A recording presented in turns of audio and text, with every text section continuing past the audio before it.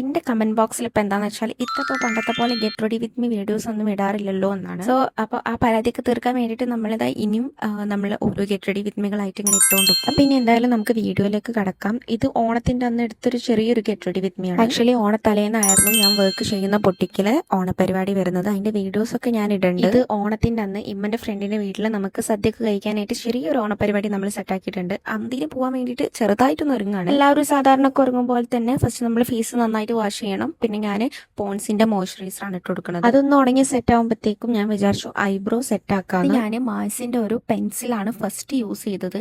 അത് യൂസ് ചെയ്ത് കഴിഞ്ഞതിന് ശേഷം അതിന്റെ തന്നെ പൗഡർ യൂസ് ചെയ്ത് കഴിഞ്ഞാൽ നല്ലൊരു ലുക്ക് ഫേസിൽ ഐബ്രോ തന്നെ സെറ്റ് ചെയ്ത് കഴിഞ്ഞാൽ നമുക്ക് നമ്മളിതില്ലാത്തൊരു സന്തോഷം ഇങ്ങനെ ഉള്ളിൽ നിന്ന് വരും.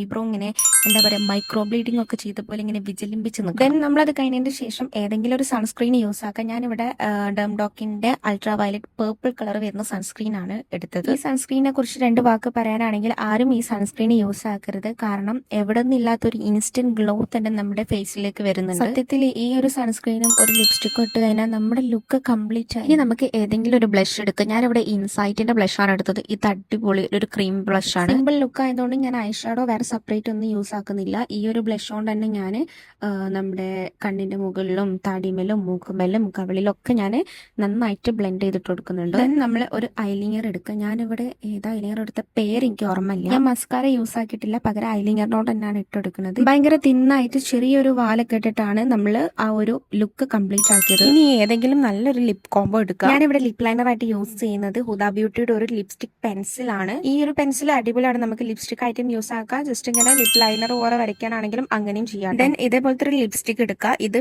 മാഴ്സിന്റെ ലിപ്സ്റ്റിക് ആണ്. എനിക്ക് ഭയങ്കര ഇഷ്ടമാണ് ഈ ലിപ്സ്റ്റിക്. ഒറ്റ സ്വൈപ്പ് തന്നെ ഭയങ്കര സ്മൂത്ത് ആയിട്ട് ഭയങ്കര എന്താ പറയാ ഒരു വെൽവെറ്റ് ഒരു ടച്ച് പോലെ ഇങ്ങനെ ഭയങ്കര സ്മൂത്ത് ആയിട്ട് ഒറ്റ സ്വൈപ്പ് തന്നെ നമുക്കത് നല്ല ബ്യൂട്ടിഫുൾ ആയിട്ട് കിട്ടും. നമ്മുടെ ലിപ്പ് ഒട്ടും ഡ്രൈ ആക്കാണ്ട് ഭയങ്കര സോഫ്റ്റ് ആയിട്ട് ഇരിക്കും. ഇനി ഫൈനൽ ആയിട്ട് ഞാൻ മാഴ്സിന്റെ തന്നെ ഒരു സ്ട്രോക്ക് ക്രീം ആണ് യൂസ് ആക്കുന്നത്. ചെറുതായിട്ട് ഒന്ന് ടച്ചപ്പ് ചെയ്ത് കൊടുക്കുന്നുണ്ട്.